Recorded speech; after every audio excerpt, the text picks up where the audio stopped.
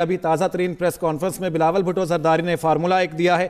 नून league की जानिब से तजवीज़ दी गई 3 साल 2 साल का फार्मूला, क्या देख रहे हैं आगे क्या होने जा रहा है? देखिए, जैसे वो एक लैंडमाइन होती है ना जिसके ऊपर हर कोई पांव रखने से डरता है, तो इस वक्त हुकूमत और इक़्तिदार वो चीज़ बन चुकी है अनफॉर्चुनेटली। उसकी वजह यह है कि हमने शुरू से सुना कि पावर पॉलिटिक्स में हर कोई ये चाहता है कि किसी तरह हुकूमत हमारे हाथ लग जाए, वजारत उस्मा की कुर्सी हमारे पास आ जाए। लेकिन अब लगता है कि हर कोई इस वजारत उज़्मा की कुर्सी को अवॉइड करना चाहता है, क्योंकि ये चीज़ टेस्टिफाई करती है इस बात को कि मसाइल इतने गंभीर हो चुके हैं कि हर पॉलिटिकल पार्टी को पता है कि जो हुकूमत का फेस बन गया, जो सामने आ गया, उसका तो सियासी करियर खत्म हो जाएगा। पीडीएम की 16 माह की हुकूमत का एक्सपीरियंस आप देख लीजिए। शहबाज शरीफ साहब की एक गलती ने नवाज शरीफ साहब की 3 दहाइयों की जो मेहनत थी उस पर पानी फेरा। और उसकी वजह यह है कि जब आप इस तरह की कौमी हुकूमत का ढांचा जो बनता है उसका जब आप फेस बन जाते हैं तो इख्तियार तो आपके पास होता नहीं है। फैसला साजी के लिए जो एक वाज़े और एक क्लियर मैंडेट चाहिए होता है, मेजॉरिटेरियन मैंडेट चाहिए होता है, वो भी आपके पास नहीं होता। तो उसके बाद सिर्फ आप प्रिविलेज तो एंजॉय कर सकते हैं, मिनिस्ट्रीज एंजॉय कर सकते हैं, आप पार्लियामेंट लॉजेस में रहकर जो है वो थोड़ा पुरसकून टाइम गुजार सकते हैं।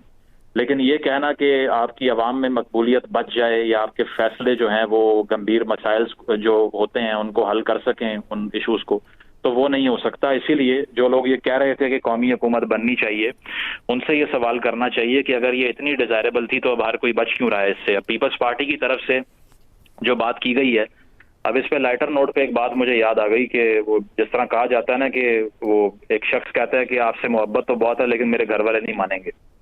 तो यहाँ पर भी वही चीज देखने को मिल रही है कि हम आपको वोट तो दे देंगे वजारत उज़्मा के लिए, लेकिन आपके साथ नहीं बैठेंगे।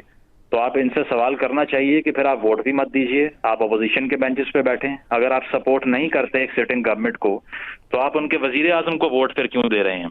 और अगर आप वजीर आजम को वोट दे रहे हैं तो आप मिनिस्ट्रीज को अवॉइड क्यों कर रहे हैं? तो ये दो जो कश्तियां हैं उसके दरमियान में पीपल्स पार्टी खड़ा होना चाह रही है। तो मुज़म्मिल, हमें यहाँ कहीं ना कहीं ये नहीं लगता कि पीपल्स पार्टी नून लीग के सामने बार्गिन के ऑप्शन रख रही है? वो ये कह रही है, उन्हें मैसेज दे रही है कि एक दफ़ा फिर से गौर किया जाए वजारत उस्मा का ओहदा देने के लिए भी पीपल्स पार्टी को और बाकी वजारतें भी, क्योंकि अगर नहीं दी जाती तो डेडलॉक तो उसी पर है। देखिए, पीपल्स पार्टी को इस बात का इल्म है कि अगर बिलावल साहब या उनकी पार्टी से कोई शख्स आके वजीर आजम बनता है तो फिर इसका मतलब ये है कि वो बहुत ज्यादा डिपेंडेंट होगा नून लीग के ऊपर, क्योंकि आपको पता है जो नेशनल असेंबली है उसके अंदर बड़ा नंबर मुस्लिम लीग नवाज के पास है, पीपल्स पार्टी के पास नहीं है। तो अगर एक माइनॉरिटी पार्टी से एक वजीर आजम आता है तो उसकी डिपेंडेंसी बहुत ज्यादा होगी, तो इसीलिए वो उनके लिए इतना फीजेबल नहीं है। अदरवाइज पीपल्स पार्टी भी इस पे कॉम्प्रोमाइज ना करती। तो मेरा नहीं ख्याल कि पीपल्स पार्टी ने कोई बहुत बड़ी डिमांड लिस्ट सामने रखी होगी, पर ये जो इसको रिलक्टेंट एंगेजमेंट कह सकते हैं कि ना चाहते हुए एक साथ चलने का फैसला करना। और तहरीक इंसाफ का आप क्लेम देख लीजिए, वो MWM से उन्होंने जो अलायंस की है वो कहते हैं कि हमें 30-40 सीटें और वापस मिलेंगी, हम इक़्तिदार में आ जाएंगे। लेकिन उनका भी प्लान ऑपोजिशन में बैठने का ही है। रऊफ हसन साहब की आप गुफ्तगू अगर सुने या एनालिसिस करें PTI के तमाम बयानात का, सब के सब आपको यही बताएंगे कि हर कोई ऑपोजिशन बेंच पे बैठना चाहता है। तो फिर इन सब से सवाल कीजिए कि फिर वजीर आजम फिर कौन बनेगा या गवर्नमेंट बेंचेस पे कौन बैठेगा? या अगर आप इतने ही इनकम्पिटेंट हैं, अगर आप इतने ही आपके पास मैंडेट नहीं है, तो फिर आप ये क्लेम क्यों करते हैं कि हम इलेक्शन लड़के मुल्क के मसाइल हल करेंगे जब आप खौफजदा हैं इक़्तिदार से इस तरह से? तो ये है कि ये अनफॉर्चुनेटली पूरी पार्लियामान की डिफीट है। उसकी वजह यह है कि 2013 के बाद से जिस नौयत की सियासत हुई, पॉलिटिक्स में थर्ड फोर्स इंट्रोड्यूस की गई और एंटी पार्लियामान, एंटी डेमोक्रेसी नारे लगवाए गए। 10 और 11 साल की ये जो मेहनत तहरीक इंसाफ ने भी की, दूसरी पार्टीज ने भी की, उसका फ्रूट ये है कि अब आकर पार्लियामान की तौकीर ही बाकी नहीं रही। अब वहां पर होने वाले फैसले बेतौकीर हो चुके हैं और अब वहां से जो चीज जो लेजिस्लेशन की फॉर्म में आती है उसकी वो रिस्पेक्ट या उसकी वो नोबिलिटी बाकी नहीं रही। वो इसीलिए कि पॉलिटिकल क्लास ओवरऑल ही अपने आप को डिवैल्यू करने में कामयाब हो गई है। एक दूसरे पे हमले करना, नैब के केसेस बनवाना, 62-63 में एक दूसरे के ऊपर जो है वो रेफरेंसेस फाइल करवाना, इसकी जद में तमाम पार्टी आ गई है। अब कोई ऐसी पार्टी नहीं बची जो कि ज़ेरे अताब ना रही हो माजी में। पीपल्स पार्टी को आप देख लीजिए, 2 वज़ीर आज़म असैसिनेट करवाए उन्होंने। नून लीग को आप देख लीजिए कि जिला वतनियां काटी, इसके अलावा जो है वो पैनमा के ऊपर वजीर आजम डिस्क्वालीफाई करवा लिए। और अब तहरीक इंसाफ बची थी, उसकी बारी भी आ गई है। तो अब भी कंसेंसस अगर नहीं करना तो ये मेरा ख्याल है कि माजी से कोई सबक नहीं सीख रहे। और इसमें यही है कि एक हल ये होता कि क्या ही अच्छी बात होती कि मियां नवाज शरीफ साहब जब आए थे तो मॉडल टाउन की जो गैलरी पे खड़े होकर उन्होंने खिताब किया कि हम दावत देते हैं हुकूमत साजी का, वो ये खिताब करते कि हमारे पास नंबर नहीं है, हम अपोजिशन में बैठ रहे हैं, दे हुकूमत तहरीक इंसाफ को, दीजिए उनको जिन्होंने बड़ा नंबर अक्वायर किया है, अचीव किया है, ताकि हम टेस्ट करें ना कि जो पार्टी ये क्लेम कर रही है कि हम मुल्क कौम की तकदीर बदल देंगे, जिन्होंने 3.5 साल में कुछ नहीं ज़मीर किया। शाह साहब, आज तो बात कर दी गई ना शहबाज शरीफ की जानिब से कि अगर वो बना लेते हैं, बनाना चाहते हैं हुकूमत, तो वो बनाएं।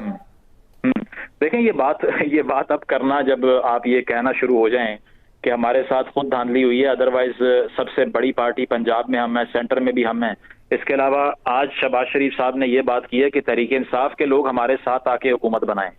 उन्होंने ये मेरा नहीं ख्याल कि इतना क्लियरली इस बात को जो है वो एक्सटेंड किया है कि पीटीआई की गवर्नमेंट फॉर्म हो जाए, हमें कोई मसला नहीं है। उनको मसला यकीनन है और वो कभी नहीं चाहेंगे कि उनका शेयर ना हो इस फार्मूला के अंदर जो कि तय किया जा रहा है, और वो उनका होना भी था, क्योंकि जिस तरह से नवाज शरीफ साहब की वापसी हुई, एक ओपन फील्ड उनको मिला, कैंपेन उन्होंने अपनी मर्जी की नारा अपनी मर्जी का लगाया, उम्मीदवारान अपनी मर्जी के खड़े किए हर जगह से, और केसेस भी उनके रिवर्स हुए।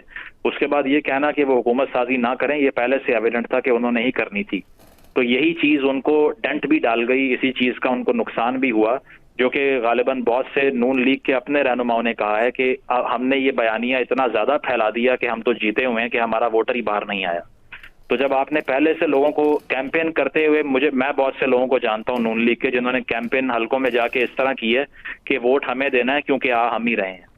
अब इसका नुकसान जो है वो आप देख लीजिए क्या हुआ है पूरी पार्टी को कि 48% टर्नआउट है। इक़्तिदार की जंग थी इंतखाबात से पहले, एक दूसरे पर सियासी तौर पर जो हमले भी किए गए, जुमलेबाजी कसी गई, और इक़्तिदार से जमातें भागती हुई क्यों दिखाई दे रही हैं? देखिए, इसीलिए दिखाई दे रही है ना कि आपने मार्च में IMF करना है, आपके पास स्टैंड बाय एग्रीमेंट है 9 महीने का, और ये वो एग्रीमेंट है जो कि शहबाज शरीफ साहब ने MD IMF से 3 दफा रिक्वेस्ट करके लिया है। अब पाकिस्तानियों के लिए it's a point of humiliation कि हमारा एक पार्लियामान की तरफ से चूज किया हुआ एक वजीर आजम वो जाके MD IMF से 3 बार रिक्वेस्ट करे। क्या ये नेशनल ह्यूमिलिएशन नहीं है? बिल्कुल है। क्या इसमें एम्बेरस नहीं होना चाहिए हम सबको? बिल्कुल होना चाहिए। तो जो पार्टियां ये नारे लगाती थी कि हम किसी से गुलामी नहीं करेंगे, हम खुदकुशी कर लेंगे, IMF में नहीं जाएंगे, उनको दें इक़्तिदार और उनसे पूछें कि आपके पास क्या सोल्यूशन है IMF के बगैर। ये पॉपुलिज्म जो पाकिस्तान में फैला दिया इन्होंने, ये भी सोल्यूशन नहीं है। तो चीज यही है कि बात तो की जाती रही है मुज़म्मिल शाह साहब, और यही सवाल मैं जावेद चौधरी साहब से करूंगा। जावेद चौधरी साहब, आज सोल्यूशन की बात की गई, बानी PTI की जानिब से जब उनके रहनुमाओं ने प्रेस कॉन्फ्रेंस की, उनका पैगाम पहुंचाया कि IMF के साथ नहीं चला जाएगा, बात नहीं की जाएगी, और एक हल पेश किया ओवरसीज पाकिस्तानियों का। तो क्या इस तरह मसाइल का हल हो सकता है, या जो PTI का व्यू पॉइंट है इस तरह चला जा सकता है?